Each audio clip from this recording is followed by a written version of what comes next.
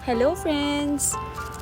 I would like to share to you the very recent book that I had just read, and the title was The Alchemist.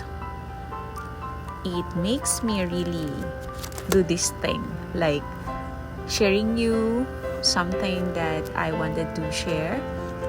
And I very much thank Rowilyn Armesa for bringing this book on that day that I met her with Genesis Ibong.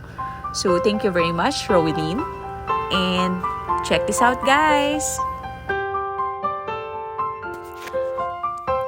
Doing this, guys, I will not be sharing to you the whole content of the book. Of course, I wanted you to read The Alchemist and learn from it by yourselves. But I want you to know that at first, I find it a little bit, I do not want to term it as boring, but I even told Ayan is my office mates, who told me that she happened to read the book also. Then, we both agreed that, Ayan, bakit ganun yung The Alchemist, no? Parang hindi mo siya pwedeng basahin na magulo yung isip mo. Parang hindi mo siya pwedeng basahin habang may iba ka pang iisipin.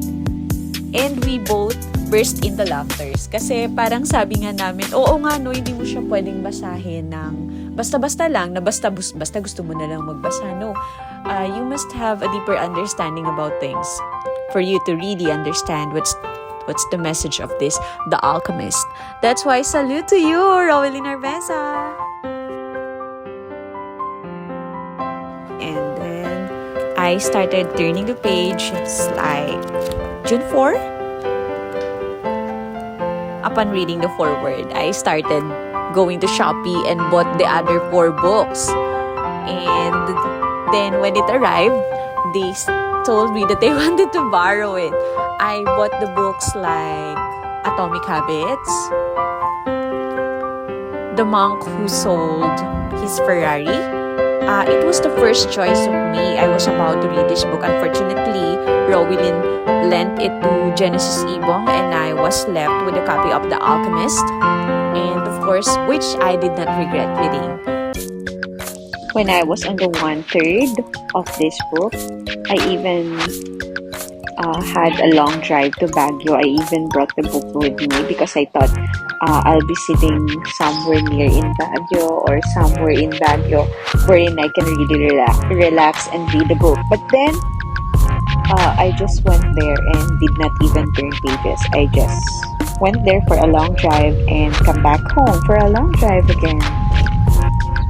Sometimes, there was also this incident that my sister-in-law, my soon-to-be sister-in-law, Catherine, she had a birthday party at her home, and I even brought the book with me because I thought also that I will be bored and will read.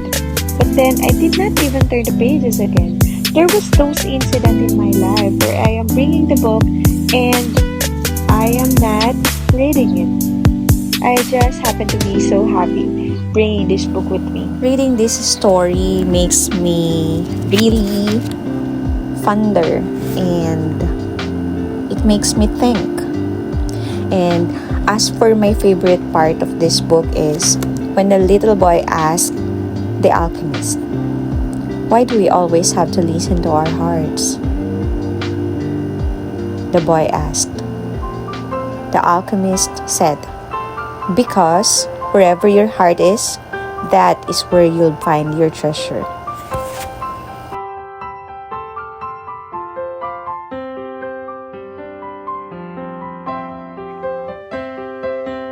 Had to return to soul of the world. "So what should I do now?" the boy asked. "Continue in the direction of the pyramids," the alchemist said, "and continue to pay heads to the omens. Your heart is still capable of showing you where the treasure is." "Is that the one thing I still needed to know?" "No," the alchemist answered. "What you still need to know is this. Before a dream is realized, the soul of the world tests everything that was learned along the way. It does not because it is evil, but so that we can, in addition to realizing our dreams, master the lesson we've learned as we've moved toward that dream. That's the point at which most people give up. It's the point at which, as we say the language of the desert, one dies of tears just because when the palm trees have appeared on the horizon. Every search begins with a beginner's luck, and every search ends with the victors being severely tested. The boy remembered an old proverb from his country. It said that the darkest hour of the night came just before the dawn.